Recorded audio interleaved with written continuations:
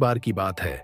शहर से दूर एक वीरान इलाके में एक पुरानी और जर्जर हवेली खड़ी थी, जिसे लोग खोई हुई हवेली कहते थे।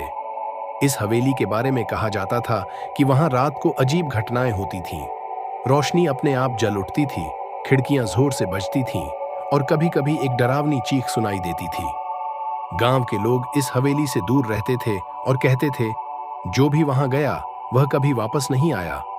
शहर से एक खोजी लेखक अभय वहां आया।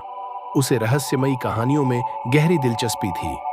जब उसने हवेली के बारे में सुना तो उसने इस रहस्य को सुलझाने का फैसला किया। गांव वालों ने उसे चेतावनी दी, हवेली में मत जाओ, वहां मौत का साया है। लेकिन अभय नहीं माना।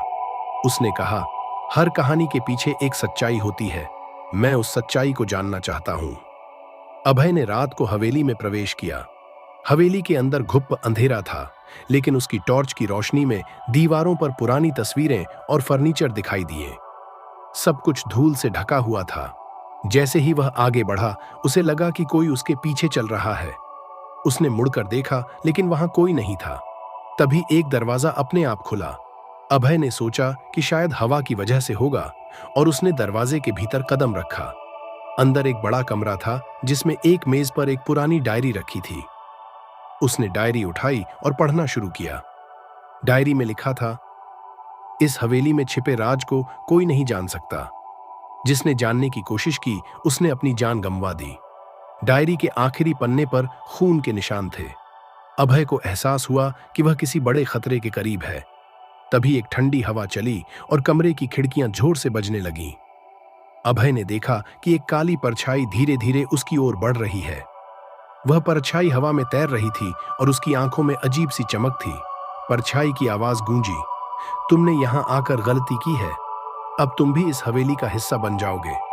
अभय ने तुरंत डायरी के पन्नों को पलटना शुरू किया।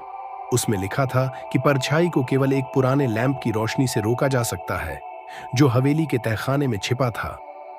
अभय ने अपनी हिम्मत जुटाई और तहखाने की ओर दौड़ा। रास्ते में उसे लगा कि परछाई उसके बेहद करीब है। जैसे ही उसने तहखाने का दरवाजा खोला, उसे वह लैंप दिखाई दिया। अभय ने लैंप जलाया और उसकी रोशनी से परछाई धीरे धीरे गायब होने लगी। उसने डरावनी चीख मारी और अंत में हवेली से हमेशा के लिए खत्म हो गई। अभय ने गांव वालों को बताया कि हवेली में एक पुरानी त्रासदी हुई थी और वहां रहने वाले लोगों की आत्माएं वहां फंसी हुई थीं। लैंप की रोशनी ने उन्हें मुक्ति दिलाई। अब हवेली खाली और सुरक्षित है। गांव के लोग अभय की बहादुरी की सराहना करते हैं और कहते हैं कि उसने सच्चाई का चेहरा सामने लाकर एक डरावनी कहानी का अंत किया। आपको यह कहानी कैसी लगी?